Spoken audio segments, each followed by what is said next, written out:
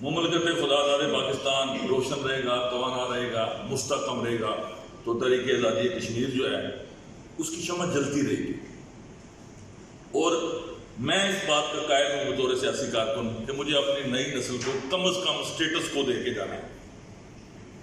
اگر کسی دوست کے ذہن میں یہ وہم ہے کہ اسٹیٹس کو میرے ہوتے ہوئے ریورس ہوگا، ہاں بہتری کی کوشش میں روز کرتا ہوں، لیکن جہاں آج کاز موجود ہے اور وہ کیا ہے، princely states of Jammu and Kashmir اکائیاں ہیں، ان نے اپنا حق خود ارادیت ابھی استعمال کرنا ہے، لینا ہے پہلے اور اس کے بعد اس کو استعمال کرنا ہے۔ اس کے بغیر کوئی بات ہے تو وہ کوئی اور شخص کو ضرور بیٹھ کے کرے گا، میں نہیں کروں گا۔ یہ بڑا میرا پرنسپل ڈیسیجن ہے۔ اور کلوزنگ بات کہ آزاد اسمبلی جو میری طاقت ہے، چونکہ پارلیمان ہی طاقت ہوتی ہے سیاسی کارکنوں کی، ایک حوالہ سے خبر میں سنتا ہے پچھلے 4 ماہ، آج وہ بھی میں آپ سے آخری جملہ شیئر کر لیتا ہوں۔ یہ بات آج کا موضوع سخن نہیں ہے، صرف آپ کے ذریعے یہ اطلاع پبلک تک چلی جانی چاہیے کہ مجھے نہ بنتے ہوئے پتا تھا کہ میں وزیر اعظم بن رہا ہوں، جاتے ہوئے مجھے 100% پتا ہوگا۔ اسمبلی کے فلور پر کھڑے ہو کے یہ جملہ دہرایا کہ جب جس میرے دوست کے پاس 27 اراکین کی اکثریت کا وہ دعوے دار ہو، مجھے وہ شو کرے، دائر کرنے کی بھی ضرورت نہیں، میں گھر چلا جاؤں گا۔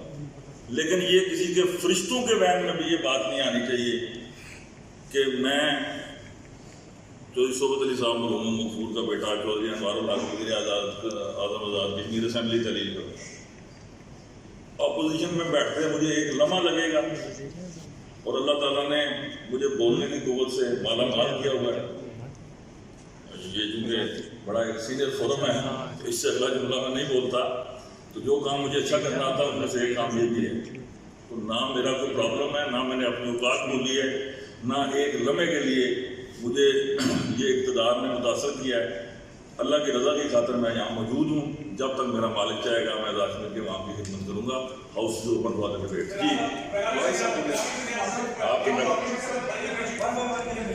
عباسی صاحب آپ بات کرنا کافی نہیں سکتے۔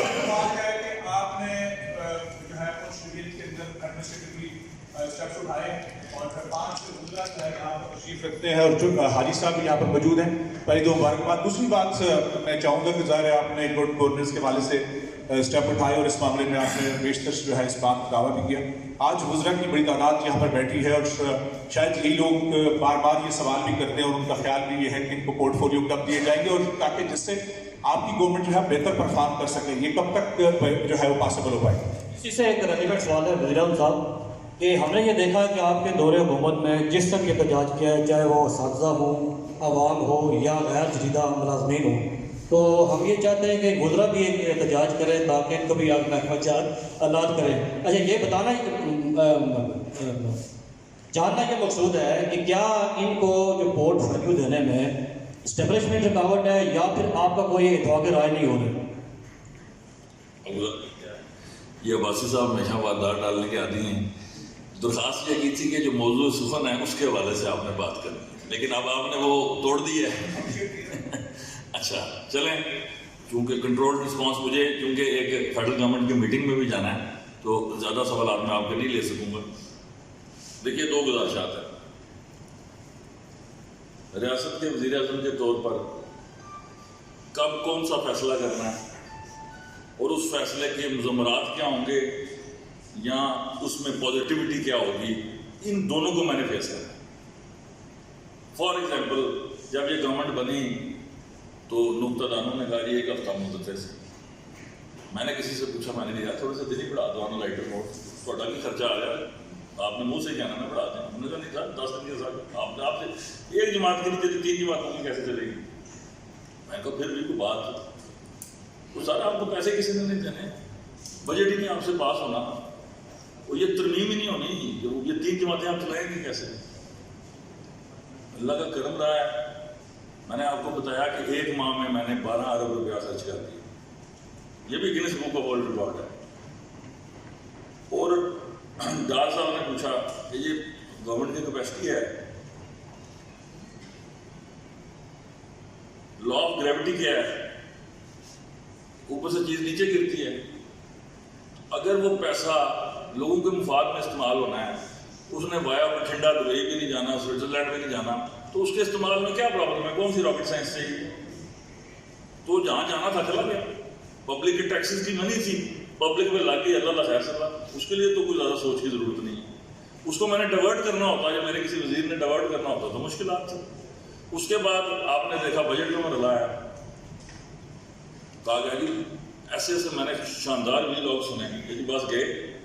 اللہ پاک نے کرم کیا, اس کی قیمت مجھے یہ ضرور دینی پڑی. میں حج پہ جانا چاہتا تھا, تو معافی توبہ دنیا چھوڑنے سے پہلے, جب 50 سال آپ لاس کر لو پھر پچھلی عمر شروع ہوتی ہے آپ کی, وہ نہیں جا سکا. وہ 700 کروڑ میری جان کا روگ بن گئے, لیکن اللہ پاک نے کرم کیا, اپوزیشن نے وہ بجٹ 1 گھنٹے میں حکومت کے ساتھ مل کے پاس کیا. اس کے بعد تیسری بات کہ جی آئینی ترمیم کے لیے 2/3 میجورٹی چاہیے. آپ کے پاس تو سمبل بھی نہیں ہے. وہ اللہ پاک نے کرم کیا, 2/3 نہیں, وہ دیکھا آپ نے کہ وہ کیسے پاس ہوئی. اب رہ گیا پورٹ فولیوز کا مرحلہ. پارلیمانی نظام پورٹ فولیوز کے بغیر نہیں چل سکتا ہے. 100% پورٹ فولیوز کا مرحلہ بھی آئندہ آنے والے آپ دنوں میں دیکھیں گے طے ہو گیا. لیکن ابھی یہ تاخیر کا شکار کیوں ہوا؟ وہ اسی لیے ہوا بھائی میرے کہ پورٹ فولیو سے زیادہ قیمتی بات ہے آٹا. روٹی ملے گی, عوام رات کو کھانا کھا کے سوئے گی, پھر صبح اس کو فیصل ٹھوس صاحب بھی یاد آئیں گے, کنن صاحب بھی یاد آئیں گے. آٹا ہی نہیں ہے. بھوکے سے کسی نے پوچھا 2 × 2 سا کیا 4 روٹیاں. تو ابھی اس سبسڈی کا مجھے انتظام کرنا تھا کہ 1 ارب روپیہ جو میں 1 ماہ کا دے رہا ہوں وہ کس نے دینا ہے, وہ پبلک ٹیکس سے کیسے پورا ہونا ہے. یا اگر خدا نخواستہ پاس کو مکر گئی کہ پچھلے بقایا جات دیں آپ, وہ میں نے کہاں سے دینا. ایشوز اتنے خوفناک تھے کہ ابھی سر کھجانے کا موقع نہیں ملا. اب مل رہا ہے. آج آپ سے انٹریکشن کر لیا نا 4 ماہ بعد, روز کیا کریں گے, آپ کی ہر تنقید کا سامنا کریں گے, خندہ پیشانی سے کریں گے. سوال کرنا آپ کا حق ہے, جواب دینا میرا حق ہے. دوسرا آپ نے کیا پوچھا رائے صاحب؟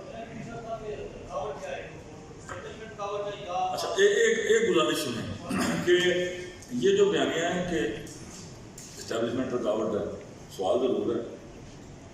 یہ جتنے دوست میرے ساتھ بیٹھے ہوئے ہیں ان کو اور مجھے یہ رکاوٹ نظر نہیں آ رہی. یہاں تو میں تو آنے کے لیے جاتا ہوں, میری آنکھیں کمزور ہیں, ان میں سے کہیں نہیں لگاتے. اب یہ نوٹیفائی کب کرنے ہیں پرائم منسٹر نے؟ یہ 110% پرائم منسٹر کی سوابدید ہے, آئین کہتا ہے. ٹھیک, خدا نہ خواستہ for intellectual discussion portfolios میں تاخیر ہوگی, جو کہ درست جملہ ہے نا. تو اگر میرا کوئی ساتھی دوست مجھ پر بدظن ہوتا یا وہ اس تاخیر کے اسباب کو نہ سمجھتا سیاسی طور پر, تو کبھی نہ چھوڑ دیتا. الحمدللہ ثم الحمدللہ تینوں اتحادی جماعتوں کے جملہ وزراء کو احساس ہے کہ پرائم منسٹر کی لیمیٹیشنز کیا ہیں, اور at a proper time he will do it. جو میں نے پہلے 3 کر لی ہیں, تو یہ پورٹ فولیوز تو ترمیم سے مشکل کام نہیں ہے, یہ تو ہو جائے گا. آپ کو آنے والے دنوں میں آپ دیکھیں گے کہ معزز وزراء پوری طرح. لیکن اس وقت جو ریاست میں 3-4 برننگ ایشوز تھے, میں نے کہا پہلے اس پر فیڈرل گورنمنٹ سے بات کر لی جائے, کچھ نہ کچھ کنکریٹ اسٹیپس لے لیے جائے, تاکہ وزراء جب پورٹ فولیوز کے ساتھ جائیں تو پورٹ فولیوز والا سودا نہیں دکھنے والا. اس وقت نیلم جیلم کے ایشوز ہیں, منگلا ڈیم کے ایشوز ہیں, اس وقت آٹے کے ایشو ہیں, بجلی کے بلات کے ایشو ہیں, ان کا پورٹ فولیو سے کوئی واسطہ نہیں ہے. لیکن وہ اپنی جگہ پہ ضروری ہے, یہ اپنی جگہ پہ ضروری ہے. الحمدللہ آپ میں یہ کہہ سکتا ہوں کہ میں نے کچھ بریک تھرو اچیو کر لی ہیں. ٹائم ان کے میں نے آج میں نے جتنی بات کی ہے آج اتنی کروں گا, کل مظفر آباد جا کے جتنی کرنی ہے مظفر آباد جا کے کروں گا, جو جتنی میرپور جا کے کرنی ہے میرپور جا کے کروں گا.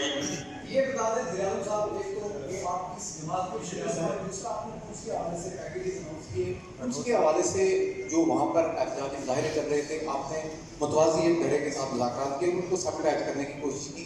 اب آپ پیکیجز اناؤنس کر چکے ہیں, تو کیا آپ اپنے اس اقدام پر شرمندہ ہیں, اس پر کیا کہیں گے؟ محترم, سوال سے زیادہ یہ خواہش کو آپ نے خبر بنایا ہے. اب میں نے تو مذاکرات کچھ میں کیے کسی سے نہیں, میری عرض سن لینا. اب آپ نے سوال کر لیا, مجھے رسپونڈ کرنے دیں, میں سوال سن لیں. اب آپ کی مرضی کا جواب میں نے دینا یا اپنی مرضی سے دینا ہے. تو ایک تو شرمندگی کے لیے نظریں جھکانا پڑتا ہے, میں نہیں جھکاتا. جس دن ہوئی اس دن واقعی کروں گا. ایک بات. دوسری بات, میں نے کچھ میں کسی سے مذاکرات نہیں کیے. مذاکراتی کمیٹی میں آج بناؤں گا, جس کو نوٹیفائی کروں گا سرکاری طور پر, نوٹیفکیشن آپ کی خدمت میں پیش کروں گا. دوسرا سوال کیا پوچھا آپ نے؟ جی, میں فارورڈ بلاک اور اس کی اتحادی جماعتوں کا وزیر اعظم ہوں, اور یہ گفتگو متعدد دفعہ مختلف فورمز میں کر چکا ہوں, اپنی تقریر میں بھی کر چکا ہوں.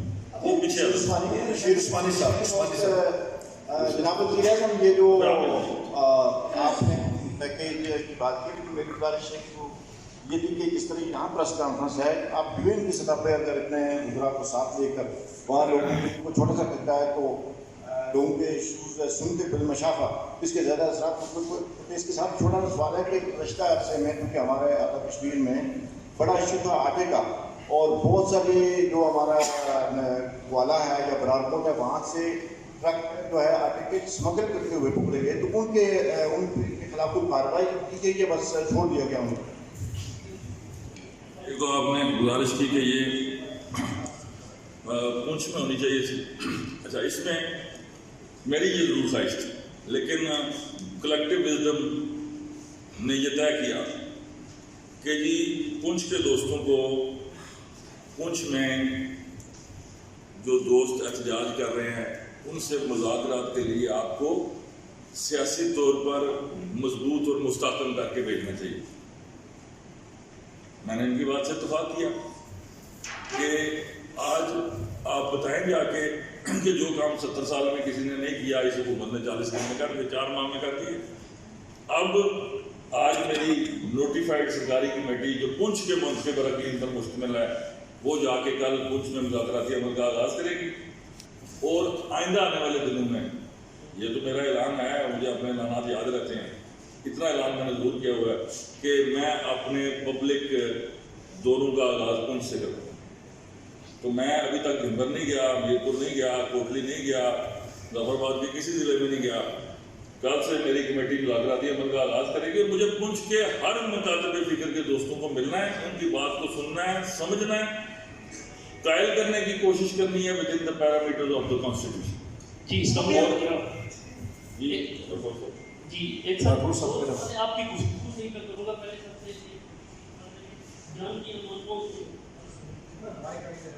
جان کی آپ کو ہمارے برادر محترم ہیں، ہر طرح کے ہمارا اصلاح ایک نوٹیفکیشن ہے، یہ لوکل ایس ایچ 14 2023 یہ 5 مئی کا نوٹیفکیشن ہے. آپ نے کہا تھا کہ آپ نے آج تک کوئی بھی ایسا نوٹیفکیشن نہیں کیا ہے جو اس پہ کوئی اعتراض کیا ہو. تو اس میں آپ نے یہ جو نوٹیفکیشن ہے جو میرے سامنے ہے، اس میں یہ ہے کہ construction of 450 bed district headquarter بنگر ایک ہاسپٹل ہے. یہ اس کے لیے آپ نے 2200 ملین لے کے 2 ارب 20 کروڑ کرنے کے لیے کہا، جس کے لیے نوٹیفکیشن دکھائی ہے. پھر بات کی ہے کہ بعض آپ مظفر آباد کے معاملہ کو پروجیکٹ ہوتا ہے ٹرانسفر کرنے کی بات کی. اس پہ جو محکمہ صحت کے اعلیٰ افسران تھے اور محکمہ جو خزانہ کے اعلیٰ افسران تھے انہوں نے انکار کر دیا کہ یہ نہیں ہوتا، کیونکہ اتنے پیسے جو اس میں ہیں یہ ڈی ہوتے ہیں یہ نہیں ہوتا. یہ ایک آپ کی پہلے اس کو بات کر لیں. اس پہ پہلے ایک سوال آپ نے اور کرنا ہے، آپ کو اجازت ہے. یہ اگر میں آپ کا فون دیکھ لوں دیکھ سکتا ہوں؟ کیونکہ اس نوٹیفکیشن کو میں دوستوں کے ساتھ باواضح بلند پڑھ لوں. اور دیکھیں نا ادھوری گفتگو جو ہے نا وہ بڑی خوفناک ہوتی ہے. اچھا اب یہ نوٹیفکیشن کے الفاظ پڑھ لیجیے. The President of Jammu and Kashmir has been pleased to accord approval of what? Approval of inclusion of development project titled Construction of 450 bedded district headquarter hospital Bhimber phase 1 costing rupees 2,200 million in ADP financial year 2023-23 کس میں اے D P میں include کرنے. ٹھیک، اگلا جملہ پڑھ لیں. Subject to the conditions that required funds for the subject project would be arranged through intersectoral readjustment of the funds within the overall sectorial election of current physical year 2022-23. اب آپ اپنا phone لے سکتے ہیں. اب میری آپ سنیں، اس کی مجھے وضاحت کرنا ہے. اب گزارش یہ ہے کہ اے ڈی پی میں کسی چیز کے انکلوڈ ہونے کا کیا مطلب ہے. 82 ارب کے منصوبہ جات تھے، جس میں ایک یہ بھی پورشن ہے، جس میں ٹوٹھے کا ہاسپٹل بھی ہے، جس میں پونچھ کی سڑکیں بھی ہیں، جس میں میرپور کے پل بھی ہیں، جس میں مظفر آباد کی بھی منصوبے ہیں. یہ 82 ارب کے منصوبے تھے جو اے ڈی پی میں ہم رکھ لیتے تھے. एनुअल डेवलपमेंट प्रोग्राम में subject to the availability of the fund. इसका क्या मतलब होता है कि 15 जून के बाद जब आपने फाइनल ड्यू प्रिपरेशन करनी है, अगर कुछ बचा है तो आप इस मंसूबे को दे सकते हैं। अगर कुछ क्या लिखा हुआ है, subject to the availability of the funds. अब इस हॉस्पिटल का मामला क्या है, इसको एडीपी में इंक्लूड किया गया कि अगर फंड्स बचे, और क्यों इंक्लूड किया गया, क्योंकि जब तबीर लियाज साहब ने हुकूमत छोड़ी, ख्वाजा फारूक साहब के 10-15 दिन बाद 20 तारीख को मैंने वोट लिया, तो डेवलपमेंट बजट जो 28 अरब का था वो 9 अरब पे खड़ा था। उस वक्त जो मेच्योर लाइबिलिटीज थी वो 6 अरब थी, जो अभी कर्जे देने थे ठेकेदारों के, और जो ऑनगोइंग प्रोजेक्ट्स थे, न्यू तो छोड़ देना, न्यू के ऊपर गुफ्तगू ही ना करें, जो ऑनगोइंग प्रोजेक्ट्स थे जिनमें 50, 60, 70, 80% वर्क डन होना था, वो भी तकरीबन 8 और 9 अरब के करीब था। मुझे 12 अरब रुपया मिला, 2 अरब पड़ा हुआ था, 9 कुछ अरब मैंने लिया। ये 12 अरब रुपया ना मेच्योर लाइबिलिटीज को खत्म कर सका, ना ऑनगोइंग प्रोजेक्ट्स को खत्म कर सका। न्यू वाली तो कहानी नहीं ना आई, वो फेज ही नहीं आई। और इसको इंक्लूड करने का मतलब क्या है कि जब ये इंक्लूड हो जाएगा तो फिर क्या होगा, फिर इसको फिर 1 साल चाहिए, किस लिए, फिर इसकी फिजिबिलिटी बनेगी। ये मेरी ख्वाहिश है कि भिंबर में 450 बेडेड हॉस्पिटल बने, जिस तरह मीरपुर में बना हुआ है, जिस तरह मुजफ्फराबाद में बना हुआ है, जिस तरह पुंछ में CMH बना हुआ है, जिस तरह राजनीति के बाकी जिला में बने। अब उस ख्वाहिश ने खबर कब बननी है, इसका PC1 बनेगा।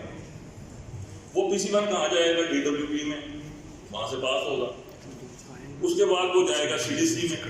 ये क्योंकि 220 मिलियन का प्रोजेक्ट है, तो इसमें CDC से पास होकर फिर फेडरल गवर्नमेंट के पास जाना है एक्ट में, फिर वहाँ से इसकी मंजूरी आनी है, फिर इसके फंड्स एलोकेट होने हैं, और फंड्स एलोकेट होने के बाद अगर मैं जिंदा रहा, वज़ीर आज़म रहा, तो शायद इसका टेंडर भी हो जाए।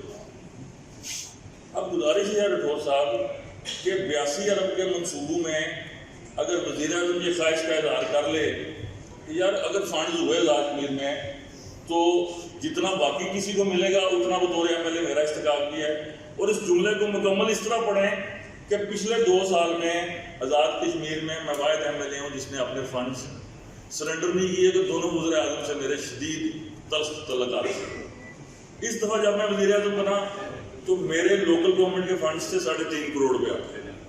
मैंने वो इसलिए सरेंडर किए कि मैं बजट बनाने में मुजफ्फराबाद मसरूफ था, मुझे पता था ये अगर मैं पैसे दूंगा ये फर्ज मनसूबों पे खर्चे होंगे, ये पैसे ज़ाया हो जाएंगे। मैंने वो फंड सरेंडर करा और पूरी पार्लिमानी पार्टी को बता के कहा कि भाई 30 जून को मैं अपने फंड सरेंडर कर रहा हूँ, अगले साल मैंने ये पैसे लेने अगर मैं वज़ीर आज़म हुआ।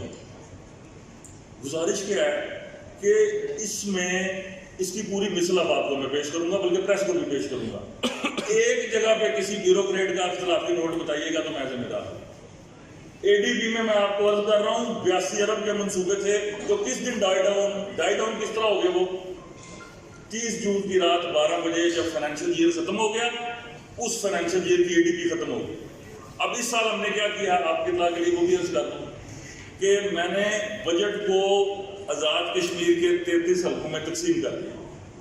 किसी का लाइन शेयर नहीं है, वो पंजाबी के अंदर उनको ही पुग्याट नहीं है।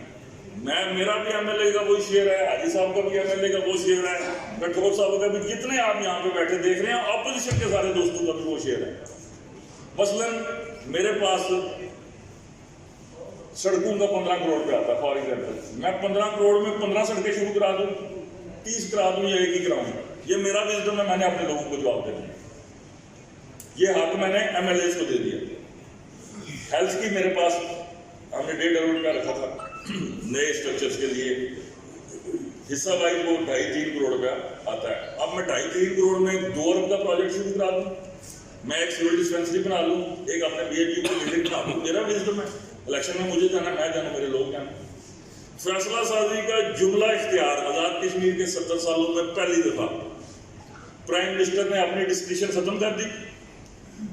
स्वाबदीद के लफ्ज से मुझे नफरत है, चूंकि स्वाबदीद के लफ्ज के लिए जो विलफुल मॉरल अथॉरिटी और करैक्टर चाहिए मेरे में नहीं है। उसके लिए फरिश्ता सिस्ट इंसान चाहिए कि जो स्वाबदीद सिर्फ अल्लाह की रजा की खातिर मखलूक की खिदमत के लिए इस्तेमाल कर सके। मुझे क्या करना चाहिए کہ جتنا رائٹس میرے باقی دوستوں کو حاصل ہے کانسٹیٹیوشنلی اتنا رائٹ مجھے بھی استعمال کرنا چاہیے. ہاں بطور پرائم منسٹر میں ہیڈ آف دا ایگزیکٹو ہوں, ڈسپلن قائم کرنے کے لیے کابینہ کے فیصلوں کو میرے ذریعے میں درآمد ہونا, تو یہ میں کروں گا اور ڈنگے کی جوڑ پہ کروں گا. اب آپ کا دوسرا رٹھوڑ صاحب کا دوسرا سوال پتا کیوں, ان سے یہ بڑے جذباتی انسان ہے تم جی رٹھوڑ صاحب.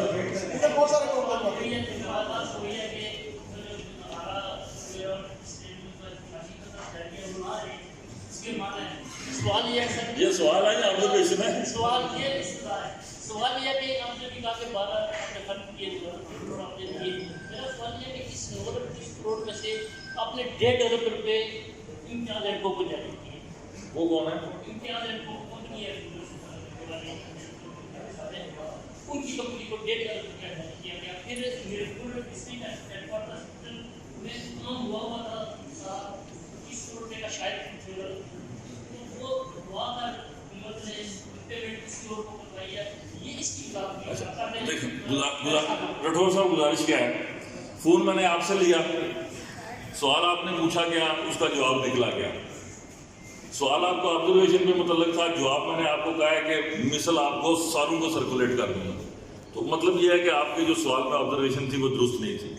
اب جو آپ فرما رہے ہیں نا کہ کسی کمپنی کا آپ نام لے رہے ہیں کہ کسی کو پیسے ملے یا نہیں ملے, اتنی اخلاقی ضرورت تو آپ میں ضرور ہونی چاہیے کہ آپ کلمہ پڑھ کے کہہ دیں کہ کسی کو پیسے کم دینے میں یا زیادہ دینے میں پرائم منسٹر کا اپنا حصہ دیا ہے.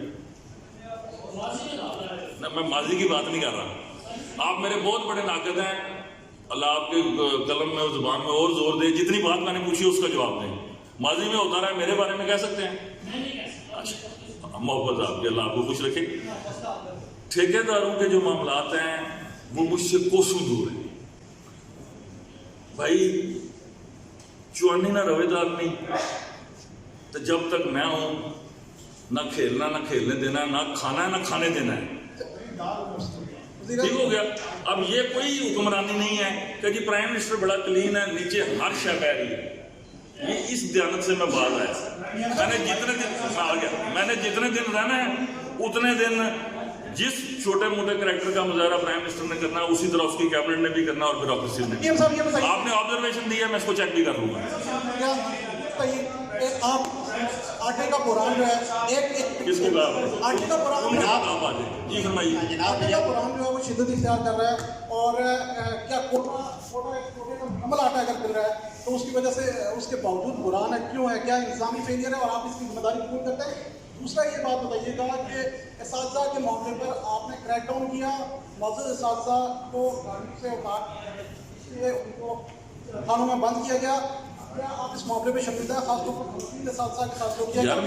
آخری سوال یہ ہے کہ آپ کے بھائی پہ الزام لگ رہا ہے کہ نیلم میں کسی زمین پہ, جنگلات کی زمین پر انہوں نے قبضہ کیا. یہ سوشل میڈیا پہ بھی ہے اور میڈیا میں بھی یہ چیز آئی ہے, اس کی تردید کریں گے اور اس کی انکوائری کروائیں گے؟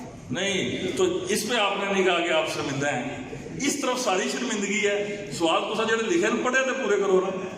ظالموں سوال پڑھتے بھی پورے نہیں ہے کہ لکھ کے کیا لائے ہیں. اب گزارش ہے تینوں سنتا ہوں, اور تینوں کو ایڈریس کرتا ہوں نا, تینوں کو ایڈریس کرتا ہوں.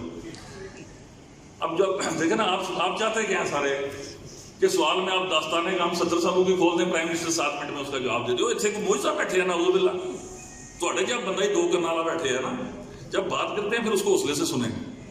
اب آپ نے پہلی بات کی آٹے کی. یار جدوں میں کوئی شرمندگی والا کام کراں گا, لا الہ الا اللہ محمد رسول اللہ, شرمندہ ہوا گا. وہ پہلا کوئی کام تو کرن دیو نا بھائی, ابھی اصل ہو کوئی نہیں رہا شرمندہ, تسی پہلا کرائی آتے ہو. جن کو شرمندہ ہونا چاہیے تھا انہوں نال تسی بیٹھے ہوندے سو, تسی تو مراد آپ نہیں ہیں ایکس وائی زیڈ. اچھا اب گزارش کیا ہے کہ آٹے کی سبسڈی ایک ایشو ہے, اور یہ کیوں ریزالو نہیں ہو رہا, اس کی وجہ آپ سنیں. یہ ایک داستان کام ہے جو آپ سب کو سننی چاہیے, پوری قوم کو سننی چاہیے. آزاد کشمیر میں سرکاری آٹا اس کا کوٹا 3 لاکھ ٹن سینکشنڈ ہے پچھلے کئی سالوں سے, اور ہم 2020-21 تک وہ کوٹا سرنڈر کرتے رہے ہیں.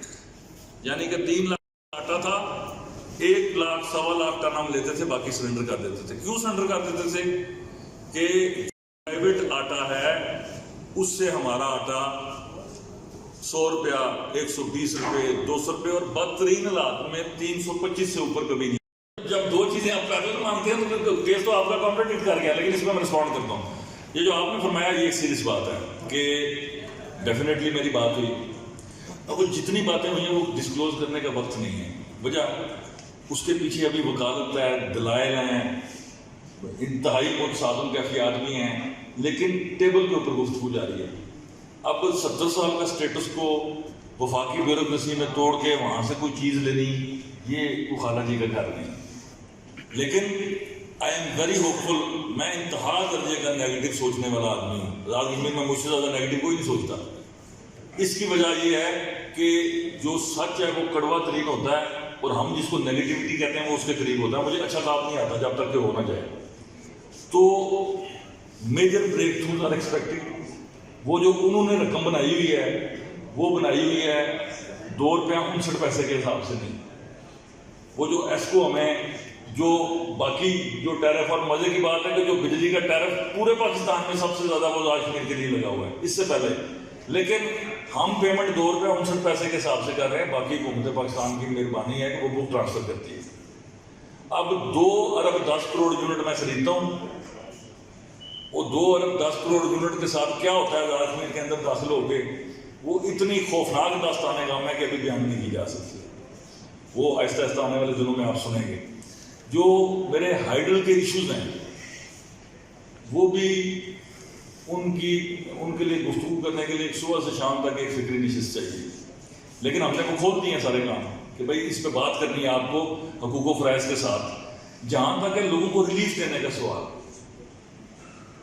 तो कल किसी मेरे दोस्त ने पूछा था जी कि अगर आपको बिल बढ़ाने का इख्तियार नहीं है तो काम करने का किस तरह है।